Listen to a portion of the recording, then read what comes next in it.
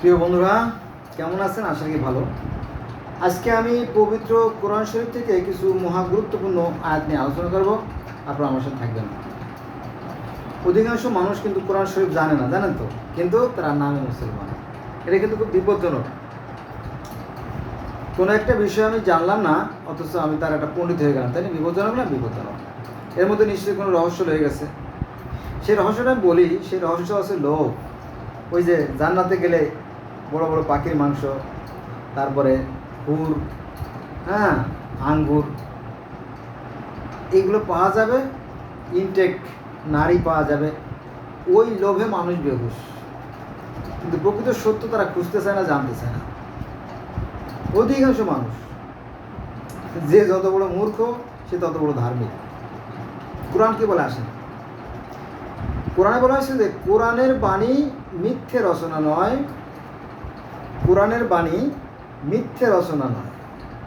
পূর্ব গ্রন্থে যা আছে, পূর্বের গ্রন্থে যা আছে তার সমর্থক।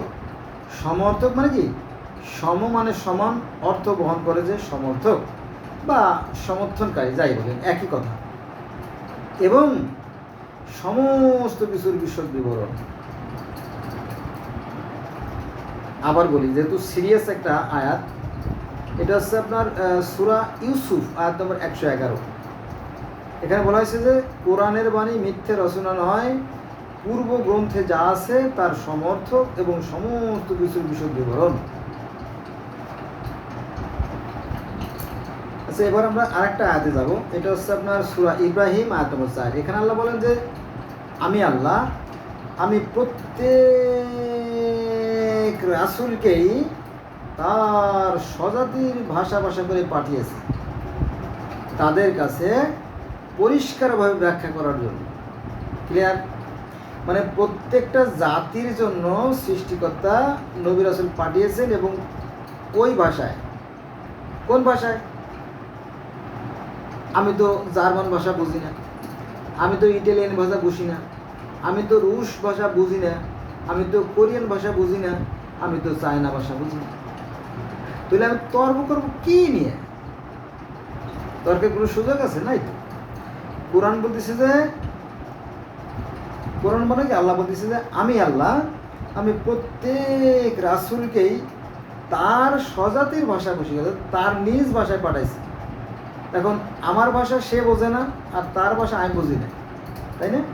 এটা বুঝতে হবে। পাঠিয়েছি তাদের কাছে পরিষ্কারভাবে ব্যাখ্যা করার জন্য। যেমন নবীকে পাঠানো হয়েছে শুধুমাত্র মক্কা মদিনার জন্য, নবী মুহাম্মদ সাল্লাল্লাহু আলাইহি ওয়াসাল্লামকে। এটা আপনারা পেয়ে যাবেন সূরা শুরার 7 নম্বর আয়াতে, সূরা দুখানের 8 নম্বর আয়াতে, এবং সূরা ইউনূসের 2 নম্বর আয়াতে, সূরা আনামের 92 নম্বর আয়াতে। এটা খুঁজে দেখবেন যে বলা হয়েছে নবীকে মুহাম্মদ সাল্লাল্লাহু আলাইহি ওয়াসাল্লামকে শুধুমাত্র মক্কা ও তার মদিনার জন্য প্রেরণ করা হয়েছে। সুন্দর না? কিন্তু এই কথাগুলোকে বিকৃত করে এই আলেমরাই মানুষের মধ্যে বিভেদ সৃষ্টি করে। বোঝা গেছে বিষয়টা? এই আমার মনে হয় যে এই আলেমরাই সবার আগে জাহান্নামে যাবে, এই কোরআনের অপব্যাখ্যা করার কারণে। কোরআনের সঠিক ব্যাখ্যা যদি করত, তাহলে এই মানুষের এত বিভেদ সৃষ্টি হতো না। এখন বলতে পারেন যে তাহলে কোরআনের কি দরকার ছিল? কোরআন তো একটা সংবিধান। কোরআন অনুযায়ী জীবন, রাষ্ট্র, সমাজ পরিচালনা করতে হবে, এই জন্য। আর এটা আরবের ওই অঞ্চলে কোনো ধর্ম ছিল না বলে ওদের জন্য প্রেরণ করা হয়েছে সর্বশেষ। ক্লিয়ার? এটা অনেকেই জানে না। এই বিষয়গুলো আলেমরা বলতে দেয় না। কেন বলতে দেয় না আমি জানি না। আমরা এবার চলে যাব আরেকটা আয়াতে। এটা হচ্ছে আপনার সূরা হিজর আয়াত নম্বর 10 এবং হিজরের 11 নম্বর আয়াত, দুটো আয়াতে আলোচনা করব। এখানে বলা হয়েছে তোমার পূর্বে, অর্থাৎ নবী মুহাম্মদ সাল্লাল্লাহু আলাইহি ওয়াসাল্লামের পূর্বে, আল্লাহ বলতেছে আমি তোমার পূর্বে, অবশ্যই আমি পূর্বের অনেক কমের নিকট রাসূল পাঠিয়েছি। কার কথা? স্বয়ং আল্লাহর কথা। হে মুহাম্মদ, হে নবী মুহাম্মদ, তোমার পূর্বে আমি অনেক কওমের নিকট তাদের নিজ ভাষায় আলাদা আলাদা নিয়মে আলাদা পদ্ধতিতে রাসূল পাঠিয়েছি। সূরা হিজর আয়াত নম্বর 10। তো এই একটা আয়াত যদি আমরা স্মরণ রাখি তাহলে কি ধর্ম নিয়ে কোনো সংঘাত হয়? কিন্তু না, এটা নিয়ে বাড়াবাড়ি করে যে জগতে আর কোনো ধর্ম নাই, আমারটাই বড়, হ্যাঁ, সব মাইরে ফেলা, কাইটে ফেলা, চুলে ফেলা, মারতে বলে জান্নাত। হায় হায়, যে ধর্ম শান্তির কথা বলে সেই ধর্ম নিয়ে অশান্তি। শুধুমাত্র এই কোরআনের ভুল ব্যাখ্যার কারণে। আবার শোনেন কি বলা হয়েছে কোরআনে, এটা খুব সিরিয়াস আয়াত, তো এখানে আমি বারবার বলতেছি। এখানে বলা আছে যে তোমার পূর্বে, আল্লাহ বলতেছেন নবী মুহাম্মদ সাল্লাল্লাহু আলাইহি ওয়াসাল্লামকে, তোমার পূর্বে অবশ্যই, অর্থাৎ মাস্ট বি, হ্যাঁ, I sent a lot of prophet for their nation, মানে আমি তোমার পূর্বে অনেক কওমের নিকট রাসূল পাঠিয়েছিলাম। এটা হচ্ছে হিজর আয়াত নম্বর 10। আচ্ছা, এখানে আল্লাহ পাক 11 নম্বর আয়াতে বলেন যে তাদের নিকট এমন কোনো রাসূল আসে নাই যাকে ওরা ঠাট্টা বিদ্রূপ করতো না। ক্লিয়ার? তাদের নিকট এমন কোনো রাসূল আসে নাই যে তাকে ঠাট্টা বিদ্রূপ করা হতো না। ঘটনা সত্য। এই যে আমাদের চারপাশে যে মানুষগুলো আমরা দেখি, এগুলো সব ছদ্মবেশী। সৎ মানুষ আপনি পাবেন না, পাইলেও কি শতকরা 2-1 বেশি পাবেন না। কারণ কি জানে, সব ধোঁকাবাজ দল। ফলে আমাদের থেকে সৃষ্টিকর্তা তার নিয়ামতগুলো আস্তে আস্তে আস্তে আস্তে তুলে নিয়ে যাচ্ছে। আপনি কি বলতে পারবেন যে সরকারি প্রতিষ্ঠানগুলো কয়জন লোক সৎ আছে? সৎ লোক নাই। কি বলে সৎ লোক নাই? হ্যাঁ আছে, 2-4 জন নাই তা না। ওরা যেহেতু অন্যায়ের সমর্থনকারী, ফলে ওরাও অপরাধী। পুলিশের মতো তো সৎ লোক পাবেনই না। কারণ ওরা যখন চাকরি নেয় তখন 10 লাখ, 15 লাখ, 20 লাখ, 25 লাখ টাকা ঘুষ দিয়ে নেয়। ওরা জানে যে এটা দুর্নীতি করে ঢুকতেছি, আমাদেরকেও দুর্নীতি করতে হবে। কারণ পাবলিকের পাশে লাথি মেরে, বাড়ি মেরে টাকা আদায় করে। হয়তো 25 লাখ টাকা দিয়ে চাকরি নেয়, আবার 25 কোটি টাকা ইনকাম করে বাড়ি ফিরে যায়। এই তো সৎ লোক পুলিশ চাকরি করে না। আবার মনে করেন যে 99% মিথ্যা কথা না বললে উকিল হওয়া যায় না। এটা একটা প্রবাদ, কিন্তু এটা আমার কথা না, মাইন্ড করবে না প্লিজ। উকিলরা সত্য কথা সহজে বলতে চায় না, বিশেষ করে আপনার কোর্টে গিয়ে। ফলে যেটা হচ্ছে সেটা হচ্ছে যে এই বাংলাদেশে প্রতিদিন সরকারি হিসেব মতে 12 জন, 14 জন, 15 জন, এখন তো 20-25 জন লোক খুন হচ্ছে, কিন্তু সারা বছর অর্থাৎ 365 দিনে বিচার হয় না। কেন? এই উকিলরা টাকা খেয়ে সত্যরে মিথ্যে বানায় ফেলে, আর মিথ্যেকে সত্য বানায় ফেলে। এদের পরকাল বলে কিছু নাই। উকিলদের জন্য আমার মনে হয় জান্নাত হারাম। যদিও তারা টাকা দিয়ে হজ করে আসে জান্নাত পাওয়ার জন্য, এগুলো একেবারে পুরোটাই জলে যাওয়া, কাজ হবে না কুরআন অনুযায়ী। আচ্ছা, এবার আসেন আর একটা আয়াতে বলি।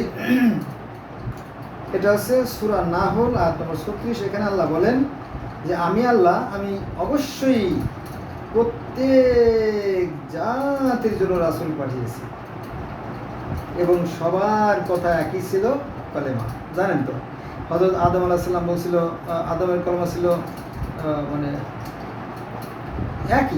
একই কলেমা, একই আল্লাহর সেই দাওয়াতগুলো প্রচার করেছেন মানুষের অনুযায়ী। এই হলো মূল কাজ। আর কলেমা সবার ছিল, যেমন আদম সফিউল্লাহ, মুসা কালিমুল্লাহ, ইব্রাহিম খলিলুল্লাহ, ঈসা রুহুল্লাহ, মুহাম্মদ রাসূলুল্লাহ। তাই না? একই কলেমা আর দাওয়াত যুগে যুগে যুগে যুগে মানুষ দেশে, কিন্তু মানুষ আর হেদায়েত হয় নাই। মানুষের সাথে আল্লাহ পারতেছে না। এই জন্য আল্লাহ বলেন যে মানুষের মতো কিছু মানুষের দ্বারা দেখেও দেখে না, আর শুনেও শোনে না, আর বুঝেও বোঝে না, তারা চতুষ্পদ জন্তুর চেয়ে নিকৃষ্ট। এই মানুষকে আল্লাহ চতুষ্পদ জন্তুর সাথে নিকৃষ্ট হিসেবে তুলনা করছে। মানুষ বড়ই অকৃতজ্ঞ, মানুষ নিকৃষ্ট, মানুষ সম্পদ জবাকারী, কলহপ্রিয়, ইত্যাদি ইত্যাদি ইত্যাদি, এভাবে কোরআন শরীফ অন্তত 65 জায়গায় 65 আইটেম বা 55 স্টেপ অর 55 টাইমস হ্যাঁ কী করছে, গালি দিছে, ব্যাড ওয়ার্ড, মন্দ কথা বলছে এই মানুষ।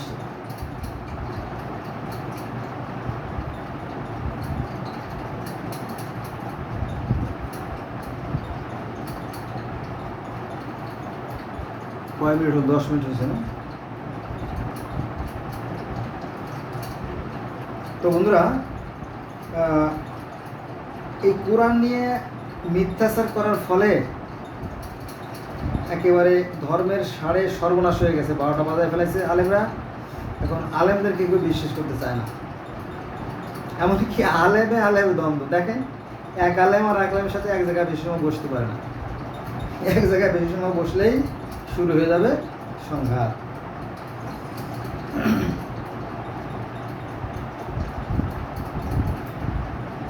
আমরা আর একটা আয়াত বলি। আল্লাহ বলতেছে যে হে মুহাম্মদ, তোমার পূর্বে আমি ওহীসহ মানুষই প্রেরণ করেছি। যেমন আদমও মানুষ ছিল, নূহও মানুষ ছিল, ইব্রাহিমও মানুষ ছিল, সুলাইমানও মানুষ ছিল, দাউদও মানুষ ছিল, জাকারিয়াও মানুষ ছিল, তুমিও মানুষ। কার কথা? কোরআনের কথা। সূরা নাহল আয়াত নম্বর 43। শুধু এই আয়াত দিয়ে শেষ করে দেয় নাই আল্লাহ আবার নবী মুহাম্মদ সাল্লাল্লাহু আলাইহি ওয়াসাল্লাম বলাইছে, তুমি বলো হে মুহাম্মদ, তুমি বলো যে আনা বাশারুম মিসলুকুম। আনা মানে আমি, বাশারুম মানে মানুষ, মিসলুকুম মানে তোমাদের মধ্যে। এই আয়াতটা আমরা পাবো এরপরে, ঠিক আছে? তো আজকে এই পর্যন্ত হলো, বাই বাই। আসো আমরা কোরআন জানি, কলেমা পড়লেই জান্নাত চাওয়া যাবে, এটা তো ধোঁকাবাজি, ভণ্ডামি। এরকম কথা অন্য ধর্মে আছে। যেমন একবার রাম নামে যতবার ধরে, জীবের কি সাধ্য আছে ততবার করে, কোনো ধোঁকাবাজি। একবার রাম নাম নিলেই জান্নাত পাওয়া যাবে, এর কথা না, এটা কথা না। বেদে বলা হয়েছে যারা সৎকর্ম করে তাদের জন্য আছে জান্নাত, আর যারা অসৎ কাজ করে তাদের জন্য নরক, ঠিক আছে? এগুলো কোরআনে তাই আছে। যারা ভালো কাজ করবে তাদের জন্য জান্নাত, আর যারা মন্দ কাজ করে তাদের জন্য জাহান্নাম। তো একই কথা বলতেছে, কিন্তু এই কথাগুলো আলেমরা জানেও না, জানতে দেয়ও না, আর জানলেও বলে না, বুঝছেন? এটা মানে বিনা পুঁজিতে ধোঁকাবাজি ব্যবসায় পরিণত হয়ে গেছে এই ধর্ম। ধন্যবাদ সবাইকে।